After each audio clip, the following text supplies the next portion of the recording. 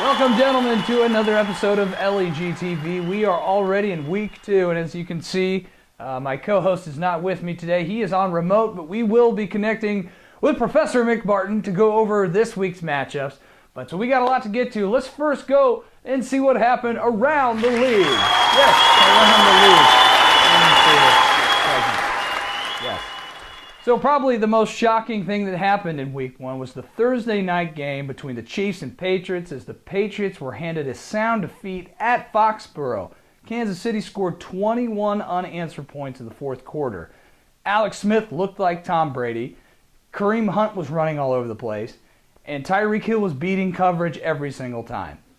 When Alex Smith was approached why Tyreek Hill's performance was so great and how he beat coverage every play, Alex Smith said he told Tyreek that the entire defensive backfield was pregnant. Pregnant because he beat a pregnant woman, Tyreek Hill.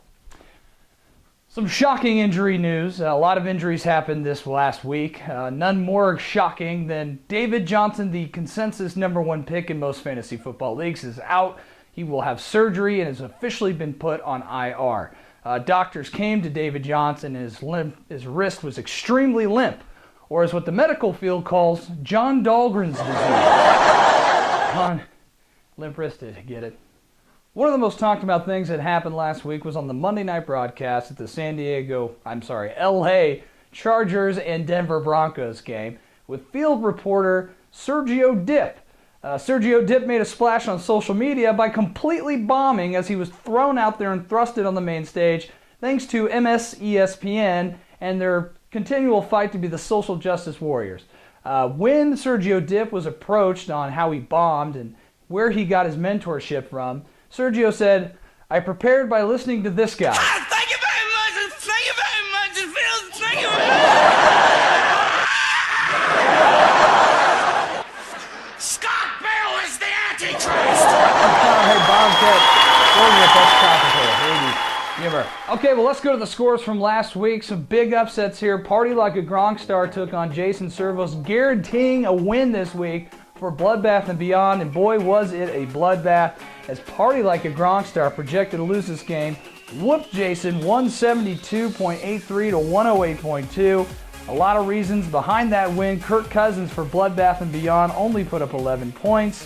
There was a no-show from Julio Jones, only putting up 10. On Party Like a Gronk Star side, Matt Stafford with 38 points, and Adam Thielen, or the Vikings, with 29.7 points, leading the way to victory for Party Like a Gronk Star. Sons of Shane Falco also picked up a win over Breezes, King of the Drews. Abalash goes down to young Nick Shook, 142 to 123. Shook had not a great performance from Tom Brady, only 9 points, but that didn't matter because Stephon Diggs put up 27 for Shook's team, and Ryan Kerrigan had a pick 6, giving him 14 points. Drew Brees didn't have the best game. Michael Thomas was a big letdown. Abby did not get the connection that he wanted, causing him to lose that game. Now let's go over to the fight scene from They Live, Alan Nesson's team versus my Balzac Ertz, Pat O'Connor. Pat O'Connor suffers the loss here, 181 to 149. Allen putting up the most points in week 1. A lot of that had to do with Antonio Brown's huge performance of 182 yards and 11 catches, giving him 33 points.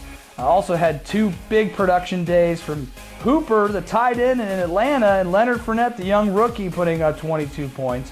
Pat did not get any help from Eddie Lacy, only getting 0.3 points for 3 rushing yards.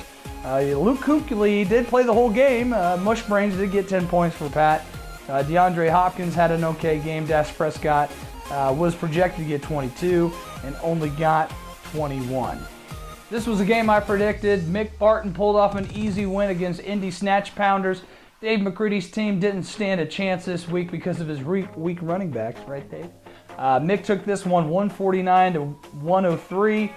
Derek Carr had a pretty good game for the Indy Snatch Pounders, but again, he was hurt with okay underperformance from Deontay Freeman and Marshawn Lynch, only getting 11 and 10 points respectively.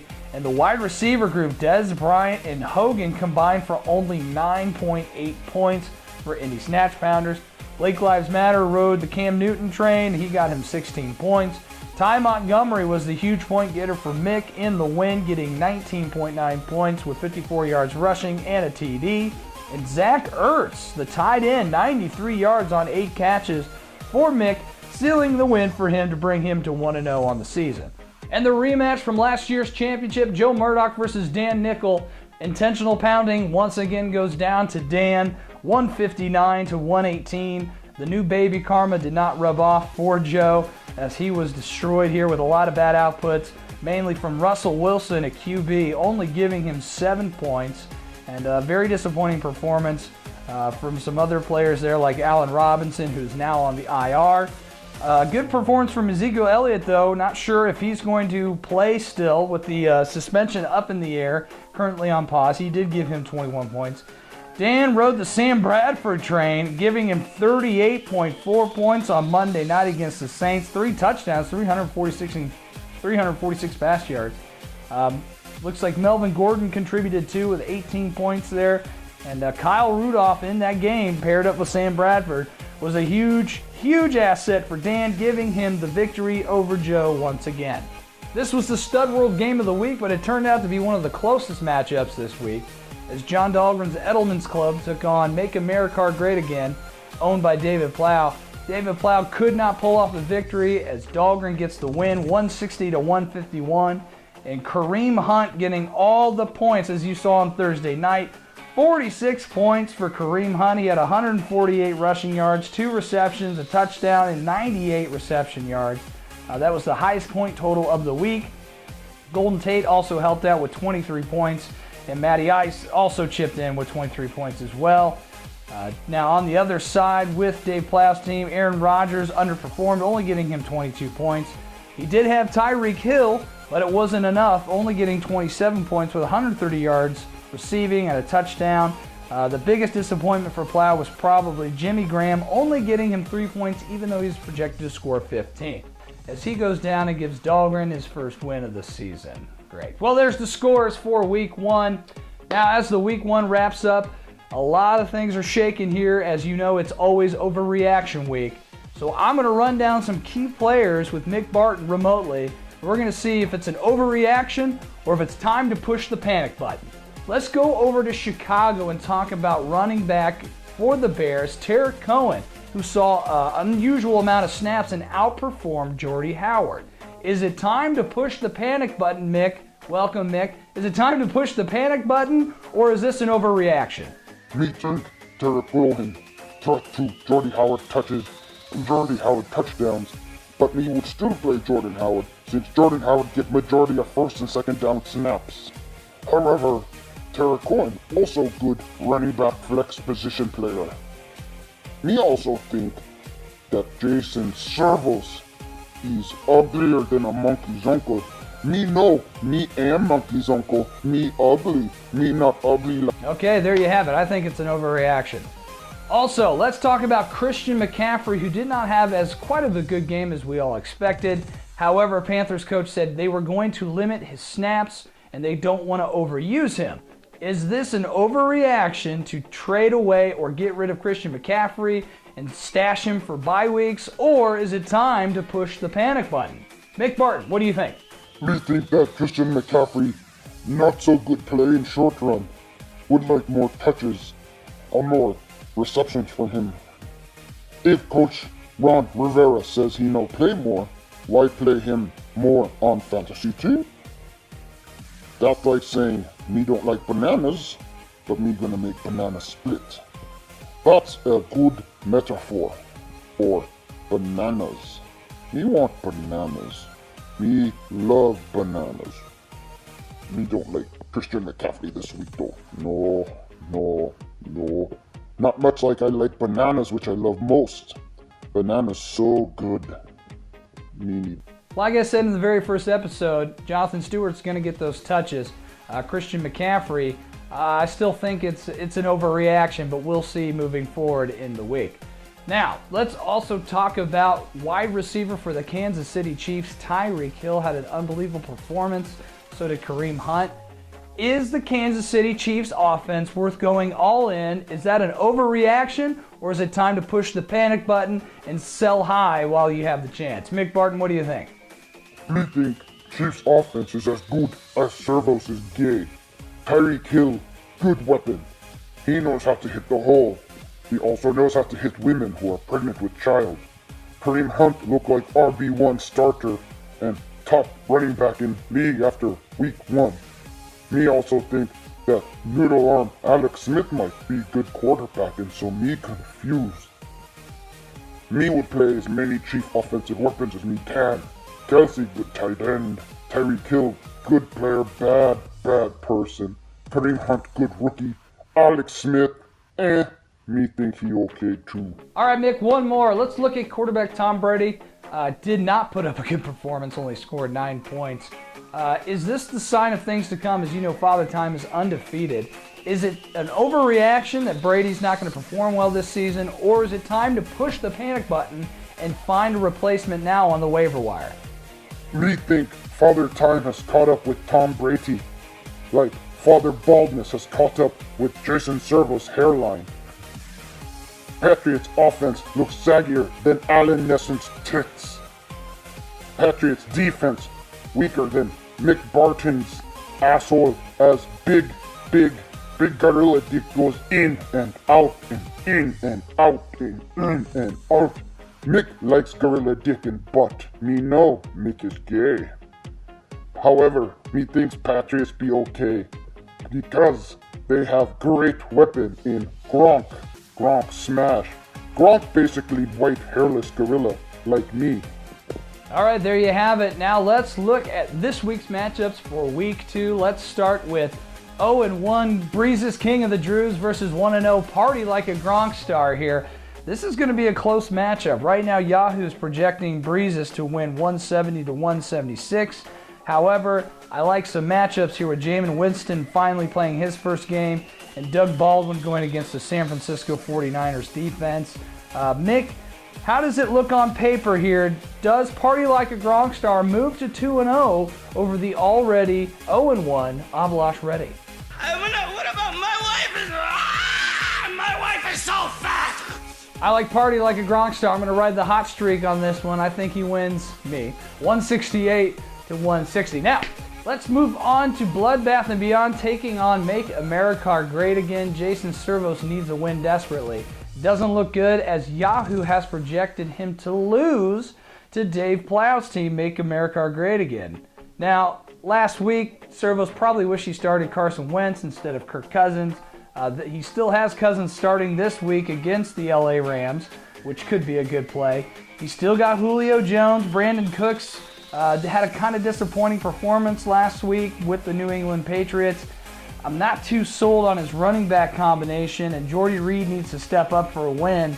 Now, Plow has Aaron Rodgers on the other side, paired with Jordy Nelson going against the Atlanta Falcons Sunday night, and Tyreek Hill going against the Philadelphia Eagles with Jimmy Graham. I think is going to be the key to this victory for Plow. I am taking Plow this week. What do you think, Mick?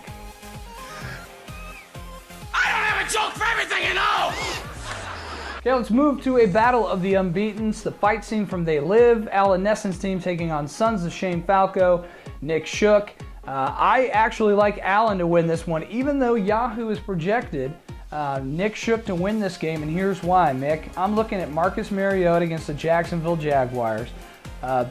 Also, Antonio Brown had a huge game last week. Now, Keenan Allen, I look for him to explode against the Miami Dolphins. We're not too sure about that secondary. And look for Delvin Cook to also have a repeat performance. I think Fournette's going to have a letdown this game for Allen. However, I think it's going to be enough to get the victory with Austin Hooper there at the tight end spot. Now, Nick is running the Brady-Gronkowski combination, and it did not work out last time like you predicted. What's going to be the keys to victory here for Sons of Shane Falco, Mick? I am a living example of Dianetics!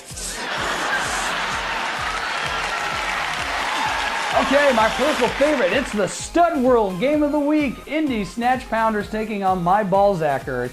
And Derek Carr is getting the start for Indy Snatch Pounders, looking to have a much better game than he did last week.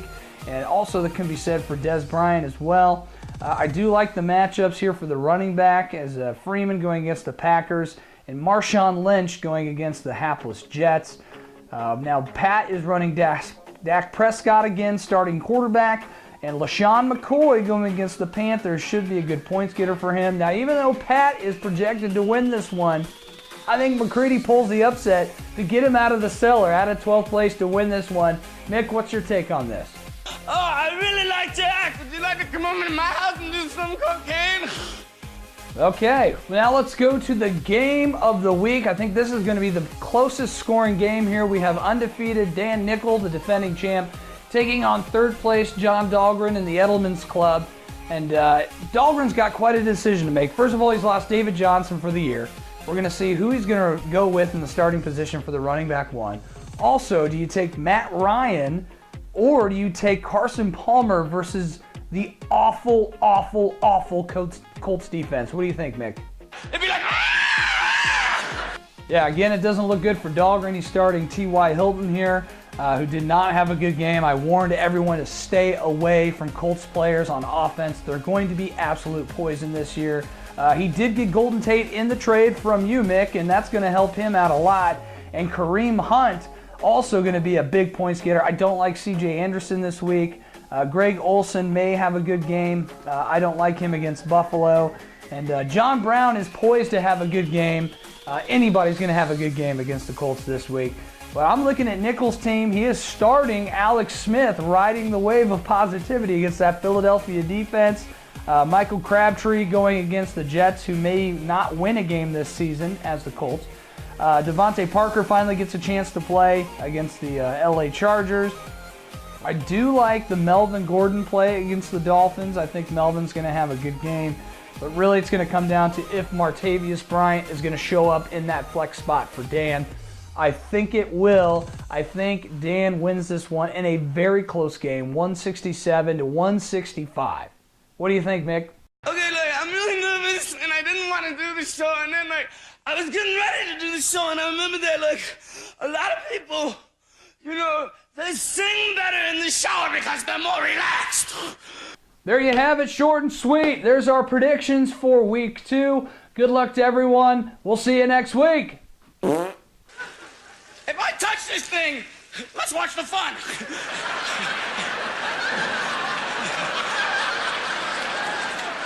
I want some more money. I'm gonna grab this thing.